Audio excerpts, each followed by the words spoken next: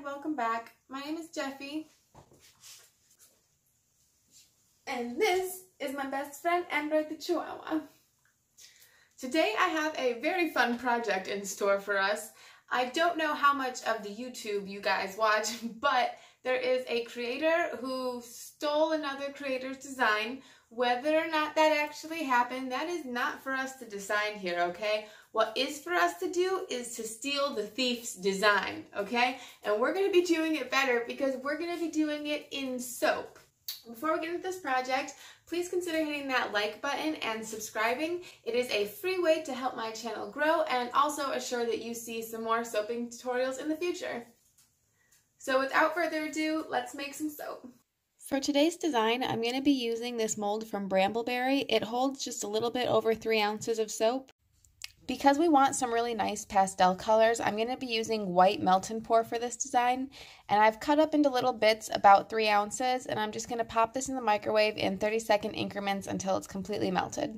Because our final project is going to be primarily blue, I'm going to be using this blueberry cheesecake scent. When you're measuring out your fragrance oil for melt and pour soap, you want to use about 1/2 ounce per pound of soap. The first color we're going to be using is this Stormy Blue color block by Brambleberry.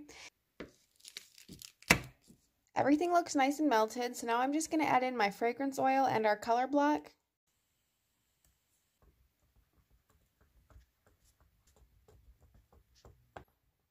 If you don't feel like your color block is melting well enough on its own, you can always put this back in the microwave for another 10 to 15 seconds, but ours is looking pretty good. I usually don't have a problem with them melting when I drop them into my hot soap base. I'm really loving this perfect blue pastel color that we got, and I think we're just about ready to pour this into our mold. We're just going to fill the mold all the way to the top. And then to get rid of all those bubbles, just spray the top with some alcohol and they'll disappear. Once your first layer of melt and pour is completely hardened, you're just going to pop it out of the mold. And then we're going to take a knife and I'm just going to cut across from one of these points to the other point, and this will be mimicking the hat in the design that we're trying.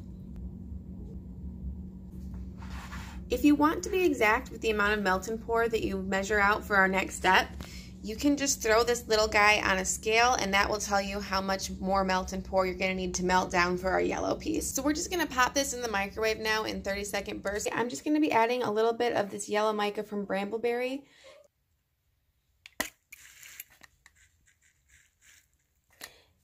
And I just sprayed the top of that with a little bit of alcohol to help us disperse out our colors. You normally can mix your colors separately and then pour them into your melt and pour, but this method also seems to work pretty nicely. We need to return this big block to that mold, but what I want to do first is spray this side with a little bit of alcohol, and that will just help our bar stay together when we're completely done. In theory, you could spray it once it's in the mold, but because of how small of pieces we're cutting off, I think it's going to be easiest for us to spray this and then put it in the mold. Once you've returned the soap bar to the mold, just press on it and make sure it's really deep in there. You don't want any of your melt and pour to seep under and ruin the design. And then we're just going to go ahead and pour that yellow into that crevice.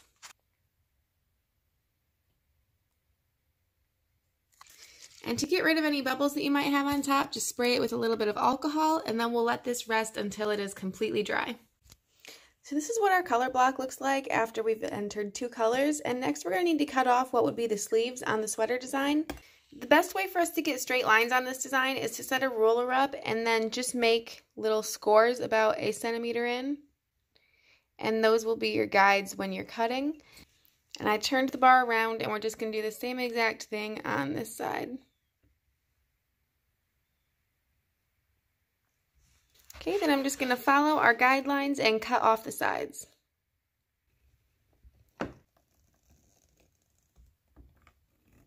Once we have our soap design completely cut out, we're just going to stick it back into our mold. But first, of course, I'm going to spray a little bit of alcohol on these sides first, just so everything sticks. These are 2 identical cups of melt and pour soap, and I'm just going to pop these in the microwave until they're melted. We're ready for our next color. We're going to be using this Rose Gold color block by Brambleberry. So I'm just going to cut a chunk off of this. Then we'll toss it straight into our melt and pour and give it a good stir.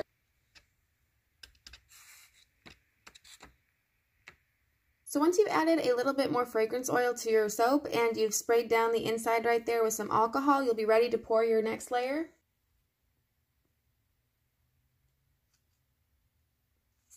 I seem to have over poured a little bit, but that's okay. We'll be able to shave that off when we're completely done.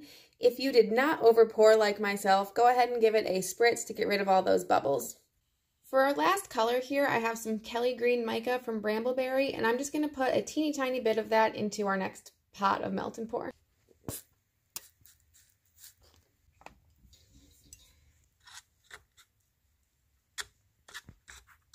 I just tossed in a little more scent oil and I'm going to give it a stir, then we'll be ready to pour.